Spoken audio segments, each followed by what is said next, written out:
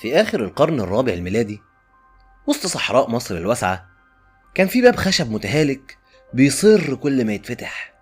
ورا الباب ده كان في راجل قاعد لوحده، وشه باين عليه الحكمة، وعينه فيها حاجة غريبة، خوف، تأمل، ولا ندم.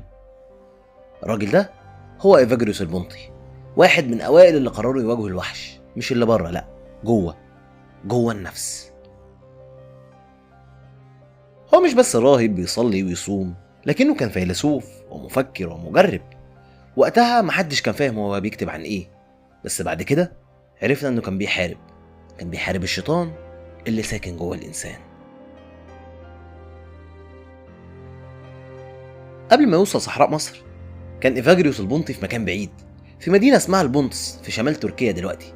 اتولد هناك سنة 345 ميلاديا، وتربى وسط كنائس مزينة بالفسيفساء ومجالس لاهوتيين بيفكروا في الرب والشر والجحيم. كان تلميذ واحد من أعظم المفكرين وقتها، القديس باسيليوس الكبير. وده بيوري لك إنه مش راهب بسيط، ده عقلية تقيلة. بس زي كتير من المفكرين الكبار، الشهرة خبطت عليه بدري.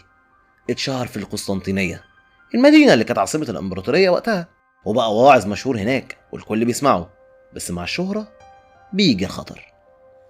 إيفاجريوس نفسه بيقول إنه كان على وشك يقع في علاقة محرمة، وعشان كده قرر يهرب. هرب من المدينة ومن نفسه وسافر لمصر، أرض الصحراء والرهبان، عشان هناك يبدأ رحلته الحقيقية. الصحراء مش بس مكان، هي امتحان. وإيفاجريوس البنطي دخلها عارف إنه داخل يواجه مش الشيطان لكن نفسه. وصل دير في واحة نائية، مفيش فيها غير رهبان لابسين لبس خشن، عايشين على الخبز والزيتون، سايبين كل حاجة في الدنيا. وقعد هناك وبدأ يسمع ويتأمل ويكتب. من هنا بدأ يكتب أكتر نص صوفي لاهوتي في تاريخ الرهبنة الأولى، كتاب عن 8 أفكار شريرة، مش مجرد خطايا، لكن أفكار بتيجي تهمس في ودنك وتتحول بعد كده لسلوك، وبعد كده الجحيم جواك. إيفاجريوس كتبهم ورقمهم وحذر منهم، وقال إن كلهم جايين من مصدر واحد، اضطراب النفس. والغريب إنك لو ركزت هتلاقي ال8 دول هم أصل كل الخطايا اللي بنعملها، واللي بعد كده اتعرفوا في أوروبا باسم الخطايا ال7 المميتة. بس احنا هنبدأ من الأصل، من كلام الراهب اللي حبس نفسه في كهف عشان يكتب عن 7 خطايا ما كانوش 7. إيفاجريوس البنطي كتب أول فكرة شريرة بتهاجم النفس هي الشره أو شهوة البطن. هو ما كانش بيتكلم عن جوع الجسد الطبيعي، لكن عن الجوع اللي بيتحول لإدمان، عن واحد قلب يومه حوالين ميعاد أكله وبيفكر في الأكل يمكن حتى وهو بيصلي. الشره عند إيفاجريوس مش بس أكل كتير، لأ، دي فكرة بتحول الراهب من إنسان بيدور على النور لواحد بيدور على الأكل. هو شاف إن الشره بداية سلسلة من الخطايا، اللي بياكل كتير بينام كتير، واللي بينام كتير بيصحى متأخر عن صلاته، واللي بيكسل عن صلاته بيفتح باب للغضب، وبعده بيجي باقي الشرور. الغريب ان فاجريوس ربط بين الاكل والشيطان، قال الشيطان يحب يجي وقت الاكل ويهمس في ودنك زود اللقمه، كده مش كفايه، لقمه كمان. شايفين الاكل هنا ما بقاش مجرد اكل، بقى باب بيدخل منه الشيطان للنفس. فاجريوس ما كانش متشدد من غير فهم، هو كان بيشوف ان الخطوره مش في الغريزه نفسها، لا، لكن في الاستسلام للفكره. لما تبدا تبرر لنفسك، لما تقعد تسرح ورا الخيال بدل ما تواجه نفسك بالحقيقه. والمفارقه ان فاجريوس نفسه حسب بعض الروايات وقع في علاقه شبابه قبل ما يبقى راهب، وكان بيكتب عن الخطايا دي كواحد شافها جواه، مش بيتفرج عليها من بعيد. في الصحراء مفيش لا بنوك ولا خزنه ولا ذهب، ومع ذلك كان في راهب في عز الزهد بيحذر من اخطر انواع الطمع، حب المال. إيفاجريوس كتب الشيطان يهمس للرجل الزاهد ماذا لو مرضت، ماذا لو جعت، اجمع الآن فقد لا تجد غدا. حب المال عنده ما هوش طمع ساذج، هو وسواس مقنع بالحكمة، بيمسك من الخوف من المستقبل، من العوز، من انك تمد ايدك لحد. كان بيقول ان الجشع مش بيبني امان ابدا، الجشع بيبني عزلة. الانسان اللي بيكدس لا يمكن ينام مرتاح ولا هيصلي وهو مطمن. ويمكن اغرب حاجة ان الجشع مش بس في الفلوس، انت ممكن تبقى راهب سايب الدنيا بس عندك حب تكديس للكتب مثلا، او تحب تكون الوحيد اللي عنده معرفة، حب مادي بس من نوع تاني. إيفاجريوس قال الذي يحب المال لا يحب أحد. نسيب الجشع وندخل على الخطية اللي بتاكل الروح بالبطيء، الحزن. في عز الصمت وفي وسط الخلوة ممكن صوت واحد بس يملى عقلك: أنا فاشل، أنا وحيد، أنا ماليش لازمة. ده مش حزن عابر، ده السم اللي كان إيفاجريوس بيخاف منه يمكن أكتر من الشيطان نفسه.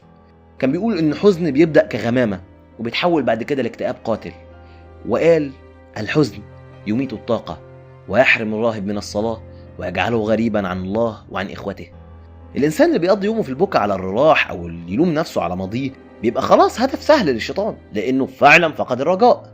لكن إيفاجريوس ما كانش بيقول اقمع حزنك، كان بيقول اعرف مصدره وشوف إن كان حزن توبة ندم ولا جاي من فراغ عشان انت مراكش حاجة. والغريب إن الراهب اللي بيكتب عن الحزن ده هو نفسه اللي كان بيمر بأوقات كآبة شديدة، اللي بين السطور بيقول لك إنه مش بينصحك من فوق، لا ده بينصحك من نفس الحفرة اللي هو فيها. مش بيقول لك أنا جامد أو أنا إله أو أنا فاهم أكتر منك، بالعكس هو بيديلك خبرة هو عاشها. كان إيفاجريوس بيقول إن الغضب مش بيظهر فجأة، ده بيبدأ كفكرة، كلمة، نظرة، وبعدين فجأة تلاقي نار قامت جواك وانت ماسك سكينة بتجرحك حتى لو اللي في ايدك وردة. كتب وقال: الغضب هو رغبة في الانتقام، يملأ الروح مرارة ويقطع الصلاة ويجعل الذهن مظلما. كان بيحذر الرهبان من الغضب اللي ساكت، اللي بيظهر في شكل تقوى لكن نواته كراهية. إيفاجريوس حكى عن راهب كان كل يوم بيقعد في صلاته كتير بس وشه مكشر وصوته عالي، ولو حد لمس الكوبايه بتاعت الميه بتاعته كان يقلب الدنيا. ده اللي كان بيتكلم عنه، الغضب اللي عامل نفسه مستخبي، اللي ينام والغضب جواه، بيصحى وبيكبر جواه شيطان الغيظ. إيفاجريوس كتب كمان: من لا يغفر لا يغفر له، والغضب يشعل الغضب في قلب الله، واللي ينسى ده بيتكتب عليه حكم نار جواه ونار مستنياه. إنما لو كل الخطايا بتبدأ من نقطة، فالكبرياء هي النقطة اللي بتبلع الكل. إيفاجريوس البونتي كان شايف إن الكبرياء مش مجرد شعور، دي حالة ذهنية بتخلي الإنسان يفتكر إنه ما بيغلطش وإنه فوق البشر وإن حتى ربنا بقى تحت حكمه. كتب وقال: الكبرياء تحرم النفس من النعمة وتطرد الملائكة وتدعونا لنسقط كما سقط إبليس. هو صحيح ليه إبليس اتطرد من الجنة؟ ما قتلش وما سرقش، لكنه قال: أنا أفضل منه. إيفاجريوس كان بيحذر من الراهب اللي يفتكر نفسه معلم ويقول: أنا بصلي أكتر منكم، أنا أفهم أكتر. ده في نظره واقع في الخطيئة اللي ملهاش باب رجعة، الكبر. وكان بيقول: المتكبر لا يشفى إلا بالهوان، والذي يذل نفسه يرتفع. الصحراء دايما ساكنة لكن جواها في معركة بتغلي. كان إيفاجريوس قاعد لوحده في صومعته المبنية من طين وخشب، وقت ظهر، الشمس فوق راسه والحر خانق، لكن الكارثة ما كانتش بره، كانت جواه. أنا مش قادر أصلي، مش قادر أكتب، مش قادر حتى أفكر. الكلمات دي كتبها إيفاجريوس عن الكسل، بس مش الكسل العادي، لأ، الملل الروحي القاتل اللي بتحس فيه إن كل حاجة فقدت معناها وإنك زهقت حتى من نفسك. الراهب بيصحى بدري لكن مش قادر يركز، الصلوات بتعدي بس عقله بيهين بعيد، عينه بتبص للساعة وقلبه بيصرخ إمتى اليوم ده يخلص. الكسل عند إيفاجريوس مش كسل جسدي، لا، ده تمرد داخلي على المعنى، وهو كتب عنه كأخطر عدو بيواجه الراهب، لأنه ممكن يكون شكله هادي لكنه بيموت البني آدم بالبطء. في لحظة ممكن تسيب كل حاجة، تسيب الدعوة، تسيب الفكر، حتى تسيب الإيمان. إيفاجريوس قال إن الكسل بيخلي الروح خاملة وتنسى غايتها. الكسل هو العدم اللي بيجي وانت صاحي، هو الصمت اللي جواك واللي بيبلع كل صوت للحياة. بعدها في أواخر القرن الرابع الميلادي، وفي الوقت اللي كانت فيه الصحراء المصرية مليانة برهبان بيحاربوا الشياطين الداخلية، كان في شاب لاتيني اسمه يوحنا كاسيان واقف قدام صومعة صغيرة في وادي النطرون، بيسمع شيخ عجوز بيحكي عن الكسل، الكبرياء، الشهوة، كل الخطايا اللي بتطارد الإنسان من جوه. كاسيان كان بيسجل كل حرف، ما كانش مجرد سامع، لا، كان بينقل ويحمل الفكر. قعد سنين في أديرة مصر مع الرهبان الأقباط يتعلم، لكن لما رجع أوروبا ما رجعش فاضي، رجعوا معاه كنز فكري. كتب كاسيان كتابين مهمين: المؤتمرات والأنظمة، اللي فيهم حط كل تعليم الرهبان المصريين، ومنهم أفكار إيفاجريوس بالذات، لكنه عمل حاجة غيرت التاريخ. لأول مرة الأفكار الثمانية الشريرة اللي قالها إيفاجريوس اتجمعت بشكل مهيكل وبقت جزء من نظام الحياة الرهبانية الغربية. لكن كاسيان عدل شوية، دمج الحزن مع الكسل وفصل الكبرياء عن الغرور وأصبح فيه 7 خطايا رئيسية بدل 8، ودي كانت أول خطوة في تحولهم للخطايا ال7 المميتة. كاسيان ما كانش فيلسوف، لكنه زرع بذرة.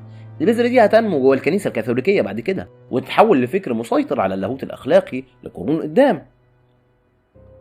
في القرن ال14 ظهر أديب إيطالي اسمه دانتي أليجيري، وكتب واحدة من أعظم الأعمال الأدبية في التاريخ، الكوميديا الإلهية أو لا ديفينا كوميديا. في الجزء الأول الجحيم، دانتي وصف رحلة خيالية لجواه لنفسه، لكن اللي لفت النظر أكتر كان الجزء الثاني المطهر. هناك دانتي رسم طريق الخلاص للنفوس اللي بتحاول تطهر نفسها من الخطايا ال7. كل خطيئة ليها درجة في الجبل، وكل درجة فيها عقوبة رمزية وجهاد نفسي للتطهر. زي مثلا المتكبرين كانوا شايلين أحجار تقيلة على ظهورهم، الكسولين بيجروا من غير راحة، الطماعين مربوطين في الأرض. دانتي ما كانش بيخترع، هو كان بيوصل لقراء أوروبا مفهوم جديد. الخطايا دي مش بس غلطات، دي جراح روحية، ولو ما طهرتهاش هتشيلها في الجحيم أو المطهر زي ما هو قالها. الرواية دي خلدت الخطايا ال7 في الوعي الغربي، وخدتها من المفاهيم اللاهوتية لحاجة الناس بتقراها وتحس بيها وتشوف نفسها جواها. وكده يبقى احنا مشينا من مصر لحد إيطاليا، ومن صحراء النطرون لجبال المطهر، من رهبان بيكافحوا الكسل لناس بتشيل الحجارة على ظهرها في أدب دانتي. لكن تفتكر ايه أكتر خطيئة كانت دايما أخطر حاجة فينا؟ الكسل اللي بيشلنا، ولا الكبرياء اللي بيعمينا، ولا الغضب اللي بيكسر كل حاجة حوالينا؟ كان معاكم أدهم أمين، ودي حدوتة قبل النوم. تصبحوا على خير.